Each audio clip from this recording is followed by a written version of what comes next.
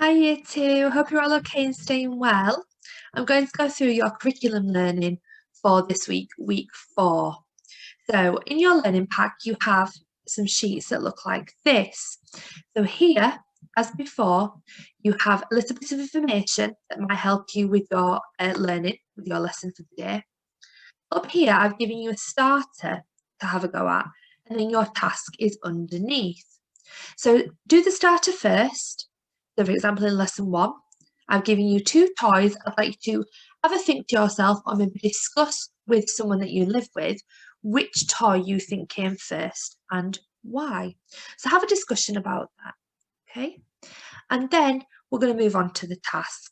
So let me give you a bit of information that you're going to need before you can have a go at that task. Now we've been looking at the Victorians, and you've spent a lot of time looking at Queen Victoria and why she was important during the Victorian era. Now we're going to start looking at children and their lives during the Victorian period.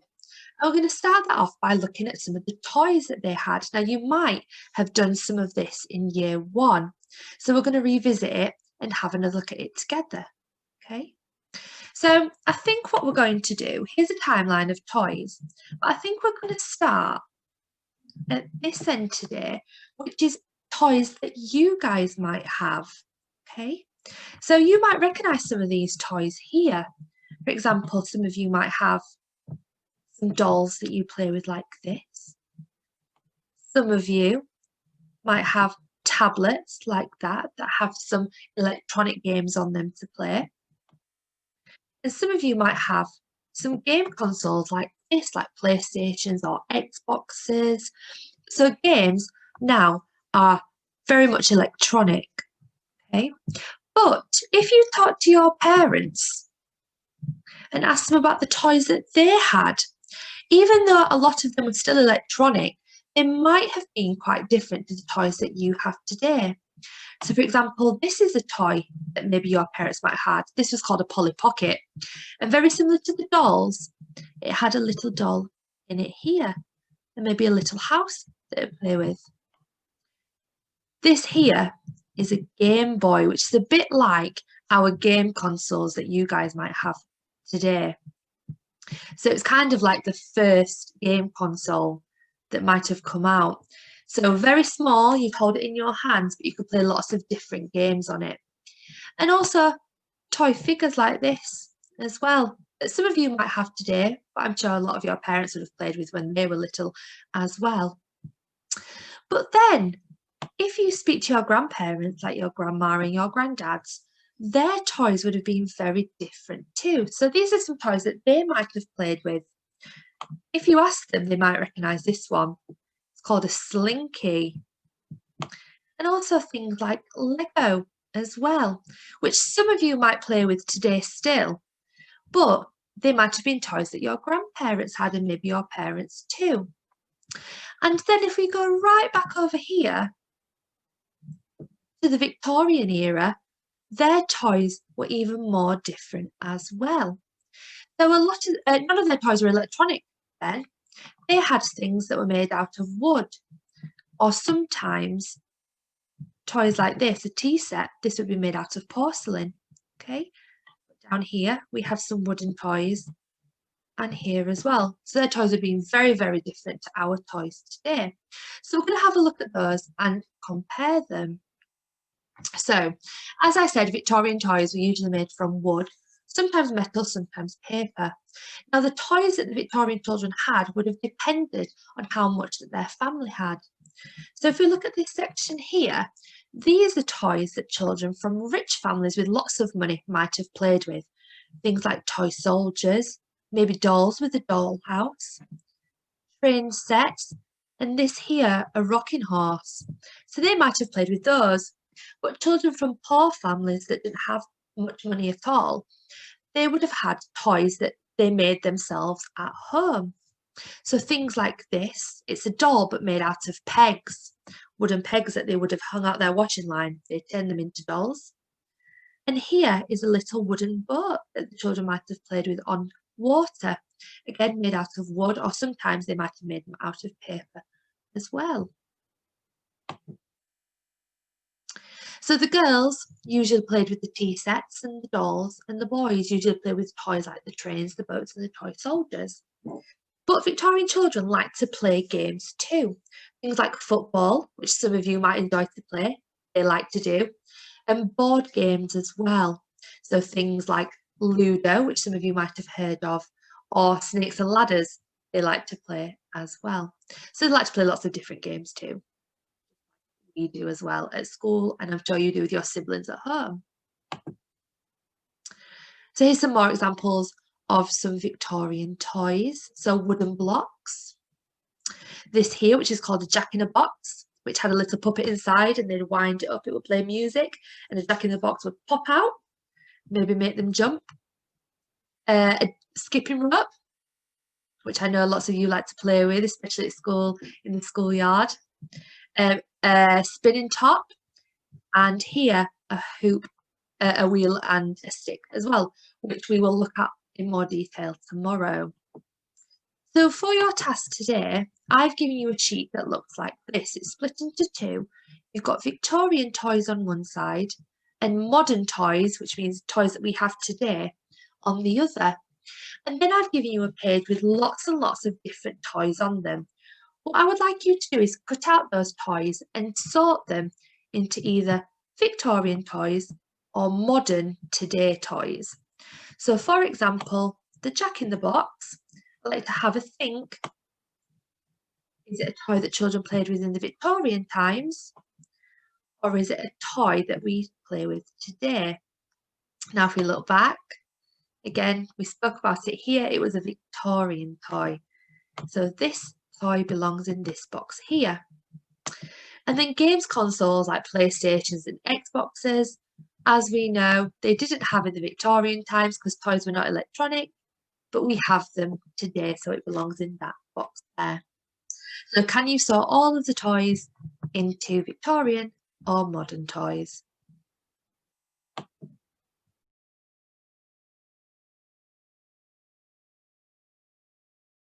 Okay, lesson 2. Again, you have a little bit of information here and some links to help you with your learning. Have a go at the starter first. It says, how many Victorian toys can you remember? So think back to yesterday's lesson. How many Victorian toys can you think of? Can you write them down on a piece of paper or in your book?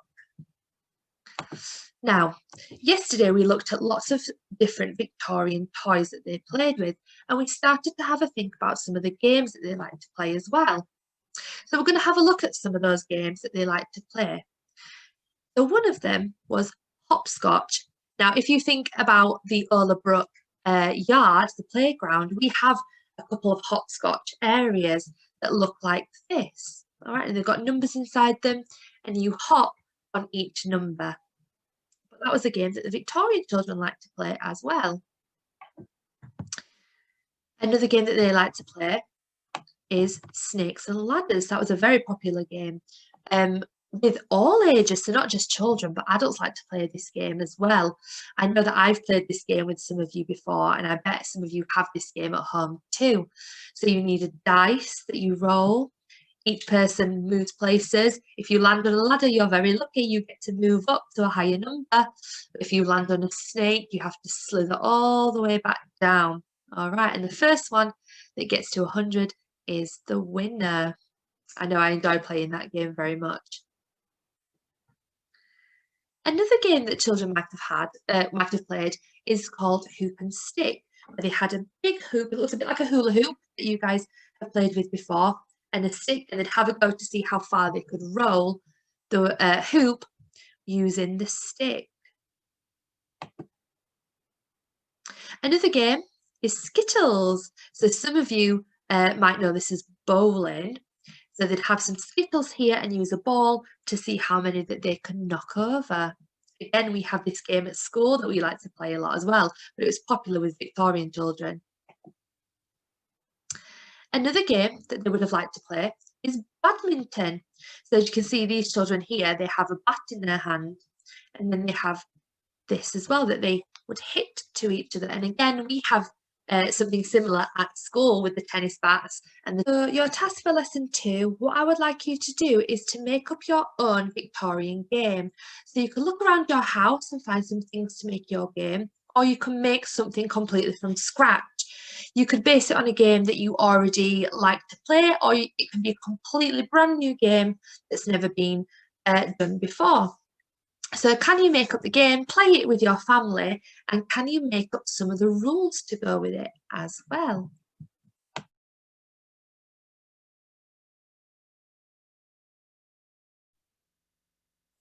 So for lesson 3, for your starter, what I would like you to do is to play a piece of music. So that could be on a phone, find a piece of music, it could be on a music channel, it could be a CD that you have, but listen to a piece of music with a grown-up. What I would like you to do is have a listen for as many different instruments as you can hear, and can you list the different instruments that you can hear well? Okay. Now for this lesson, what we're going to look at is something called Victorian street cries. Now in the Victorian times, street sellers would walk on the street and they would advertise the things that they were selling with songs, and these were called street cries. I'm going to insert a clip of some of the street cries in a second. What I would like you to do is have a think, how do the street cries make you feel? And do they make you want to buy the things that the sellers are trying to sell? So have a listen to these street cries and answer those questions.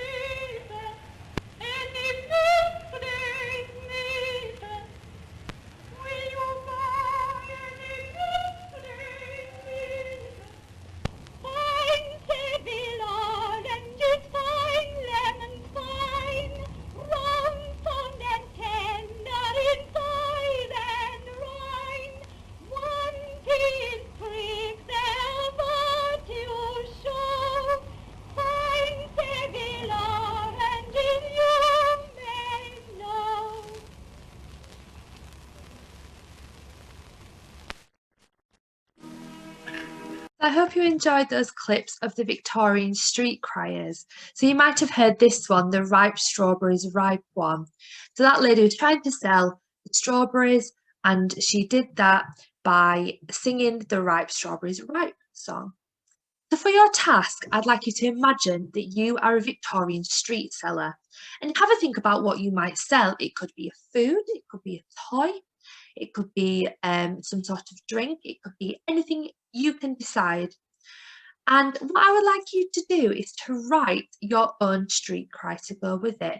So the street cries were very short, so it doesn't have to be long, but can you write your own street cry to go with it?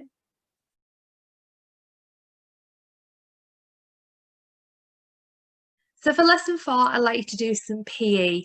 So you have 2 options. You can click this link here, which will take you to a PE video, so you can complete that video. Or I've given you a fitness bingo sheet, which has got lots of different exercises for you to do.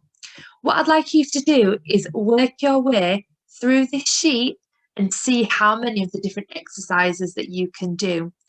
Or If you're feeling super active, you could even do both of these. So you could do the video and then have a go at the fitness bingo.